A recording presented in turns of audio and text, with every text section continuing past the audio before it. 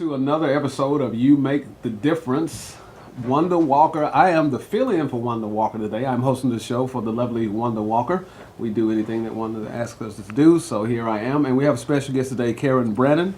How are you doing today? I'm doing very well, thank you, Kevin. It's doing good. Good to be here. Good to be here. And so tell us a little bit about, because we have a lot of information we try to cover in a brief period of time, because Yes. I know we probably could talk all day. All right. Tell us a little bit. Here you're from Columbus, Georgia. I grew up in Columbus. Tell us a little bit about you growing up in Columbus around the early years. Yes.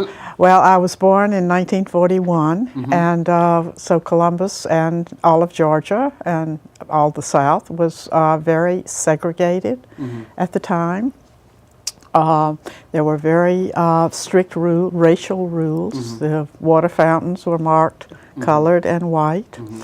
I never knew a middle-class black person until I went to the University of Georgia and met Charlene Hunter, who with Hamilton Holmes desegregated the campus, the college, in my sophomore year. And I met Charlene because I went with a group of my friends to offer to essentially walk her to class. Okay. And that was my first meeting with someone that I felt was, educated at the same level I was, and turned out was actually much better educated than I was, because she was an Army brat and she had been educated in Europe. So she was very sophisticated and really a cut above where I was at the time. So I bet that was a very unique and different experience for you. Oh, absolutely. Well, it was a life-changing experience for me. Yeah. You say this was in 1940. Well, you were born in 40. So that was what in year? 1960. 1962. 1962. Yeah. Okay. Now, as it relates to your compare your grandparents and your great-grandparents that lived in Harris County in the 19th and early 20th centuries. Do you know a lot about what they actually dealt with during that time period? I didn't know what I finally learned and put in this book until I was middle-aged. I did know that things were very strictly segregated, that things were very divided. I spent much of my childhood, a lot of my childhood, in Hamilton, Georgia, which was a very small town, 20 miles from here. Still is a very small town. Right. And I knew that that blacks and whites did not go to school together, did not go to church together, did not do very much of anything together. That almost all the black people that I knew were servants or worked in the fields and worked in the kitchens and worked as helpers. And as I grew older, my grandfather was the sheriff of Harris County. For the entire time I knew him. He was sheriff from 1933 to 1956, and I thought he was wonderful. And he was wonderful to me. And I thought he was I thought he was a different kind of sheriff. His father had been sheriff, his grandfather had been sheriff. So I had 3 sheriff grandfathers on my mother's side, and I had 3 sheriff grandfathers of Harris County on my father's side.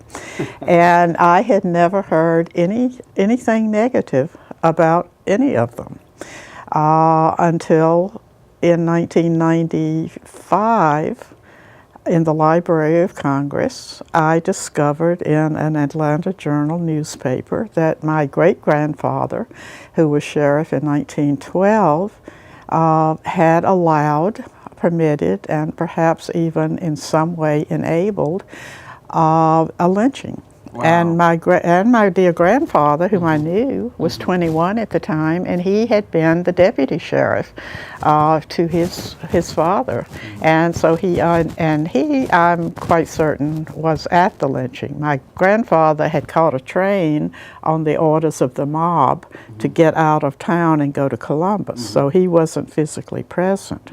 But my grandfather I'm fairly certain was there, and was there, under the pretense of keeping order and making sure that the mob didn't disperse after the lynching into the town and Right. do more damage than Right. they had already done.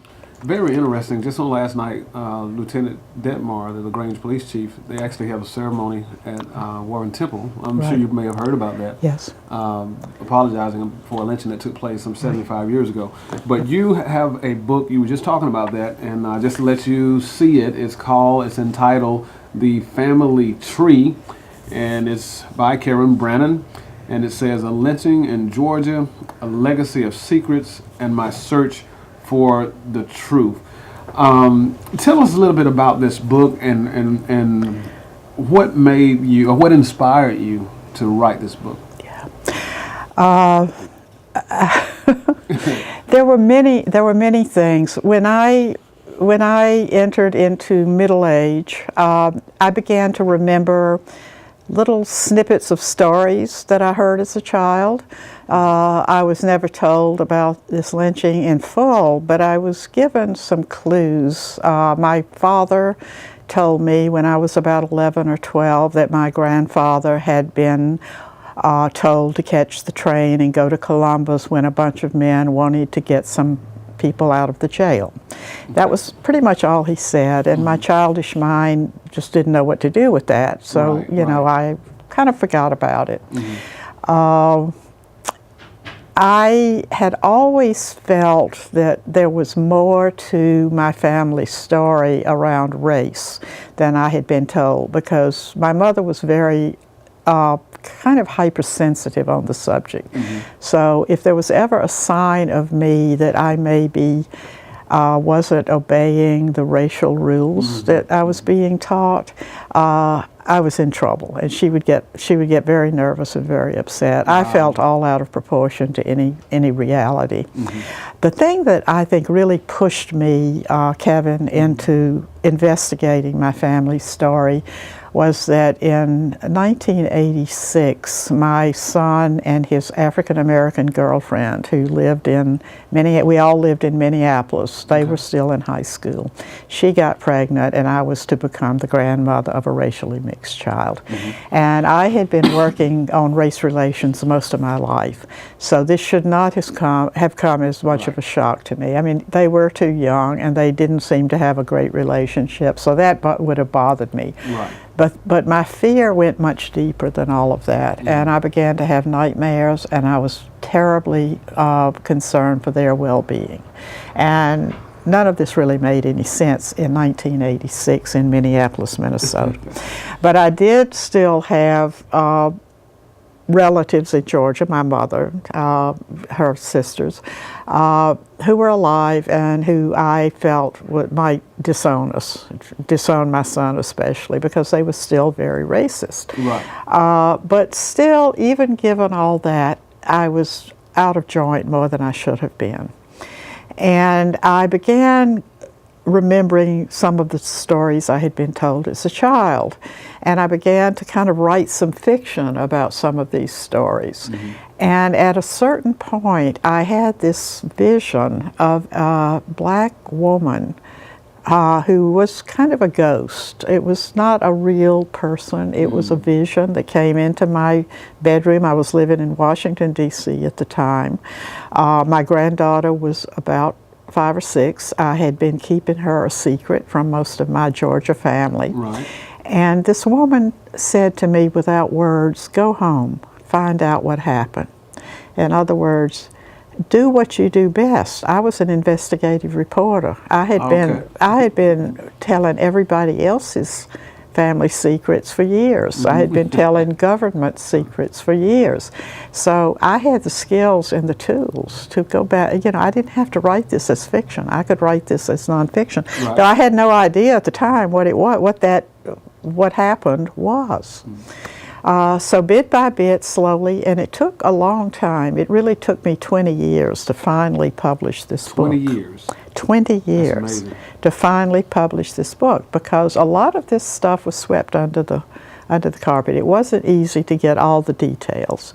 I say it took me 10 years to get the story, and it took me another 10 years to get the courage. And that leads me into my next question that I was going to ask you. I just can't imagine the fear that you may have had. Yes. when you were aspiring to write this book, Yes. can you go into details just a little bit Yeah. more in depth to tell us about some fears you Yeah. you may have had? Well, it's funny because in the beginning, when you would think I would have had the most fears when I was going down to Harris County and I was interviewing people, the fears were rather minimal at the time. First, I was innocent of what had happened. Right. So it took a while. I was told by fellow sister journalists, be careful when you go down there. Sit with your back to the wall. You don't know what those folks are going to do. Right. I was coached by friends about how to sort of tiptoe around the subject and how to warm, my interviewees up to talking with me. None of that was necessary. The big surprise was that people were willing to talk for the most part. Now, there were those that didn't and wouldn't. Mm-hmm. But I would say 80% of the people that I approached, often just out of the blue. I mean, I would drive up. I drove around out some of these back roads very close to where we're sitting right now, just looking for old folks to talk to. And it was spring, it was beautiful. People were, one guy was hoeing in his cornfield. Most of them were just rocking on the front porch, looking for really old people, because we're talking about something that happened in 1912. Right.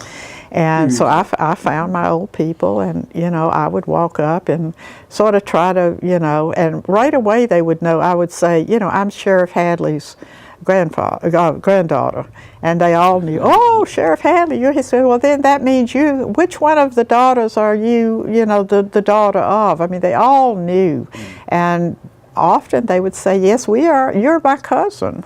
And I was meeting all these kid folks that I had never met, because my parents sort of came up in the world, moved to Columbus, joined the middle class, kicked the manure off their shoes, and, forgot about their country cousins. Right. So I was getting to meet some of these country cousins that I had never met.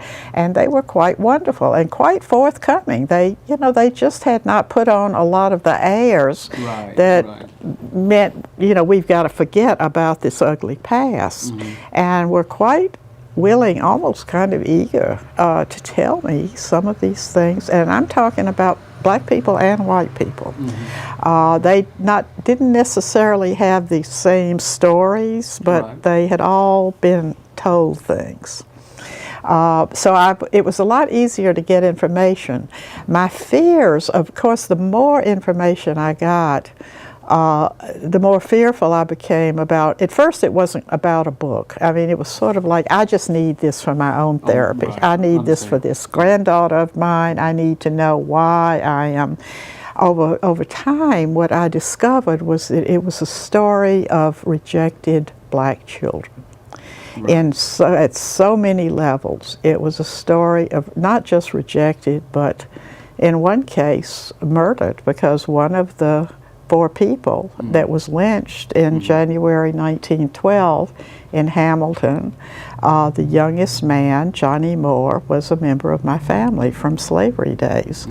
So, and this was just one example I began to see of how multiracial members of the family were pushed out, just pushed out. And here I was, and essentially I had accepted my racially mixed granddaughter, but I had kept her away from her larger white family. So I was just repeating the pattern, and I didn't want to do that. I also discovered that another thing that brought me to write a book was that the 4 people who were lynched were all innocent. And I knew that somewhere out there were descendants of them that didn't know this, that didn't know this story. And I tried to find them before I published the book, and I wasn't able to find anyone at the time. Now I have found some. And so my fear of publishing a book was enormous, because you don't tell the family secrets like that. In the South, the woman is, internationally, the woman is the keeper of the secrets. So there's a big taboo on women. Then in the South, white people don't tell these secrets on their family. There were over 500 people, men, women, and children, lynched in Georgia. Wow. Over a period of time. That means there are millions of us, white Southerners, who have this in their family history. I have not found anyone to date who has done this, who has told on their family. And I understand why, because there is such a taboo, there's such a stigma to doing it, that I literally thought I might, die as a result. And I was sleepless. It took me a lot of therapy, a lot of spiritual work to get to the place that I knew that I would be able to do this. And just quickly, I will say, it's the best thing I could have ever done for my own mental health, for my family. The feedback that I'm getting from people, both black and white, has made it more than worth, whatever price I've paid. And I tell other white, not just Southerners, but other white people, if you suspect that you have some of these kinds of things in your family history, I encourage you, you don't have to write a book, but learn about it. Learn about it. Tell your story in whatever way. Because I think the health of our nation and the future of our nation depends upon our coming clean about our history. And just what happened last night, and I came here for that reason, I came here to be at the church last night, to hear John Lewis first at LaGrange College, and then, to go to the Warren Avenue Methodist Church, which was probably the most unforgettable coming together of people, black and white, of all demographics, of all groups, to share in a very painful piece of our nation and LaGrange and Troup County's history in a way that wasn't just, as the police chief said, showboating. No, it wasn't showboating. It was clear to me that this community has taken the steps it needs, some steps that it needs, to get to where it is right now, to be able to do something like this, and to have it lead to something. I think nobody there felt that this was the be-all and end-all, that this was just the first step. And I plan to keep coming back. Keep coming back and writing about it. I'm going to write about what's going on right now, and I'm going to keep coming back because I want to see what happens here. And I also want to see, I'm hoping it will affect what's happening in Harris County, because Harris County hasn't been quite so forthcoming about their own lynching. So I'm looking for them to be inspired by what's going on in LaGrange. That's great. That's great. Now, if someone wants to get a copy of The Family Tree, what can they do to get a copy of this book? I know it's a great book. It's in the LaGrange Library, so I love for the libraries to be used. I'm always happy when people want to buy it. You can go on Amazon. I have a website, which is KarenBranan.com, and I list about 5 or 6 different places that you can order the book from there. It's very easy to get. It's also available as an ebook. It's also available as an audiobook. So it's been very highly reviewed, and most people seem to enjoy it a lot, even though it's about some painful things. So I do encourage people to read it, whether it's in the library or whether they buy their own copy. Well, Ms. Karen, we are out of time. It's been a pleasure talking with you. It's been wonderful. Thank you, Kevin. And I applaud you in all of your efforts. Thank you very much. Because I know you're in some uncharted waters, and you seek to tread those waters. So I applaud you for doing that, because you are definitely making a difference in our society, and we appreciate you. Thank you very much. Okay. Enjoyed it. Well, thank you so much. All right, we're signing off, and next time, your special host, Wanda Walker, we'll be back with you on You Make the Difference.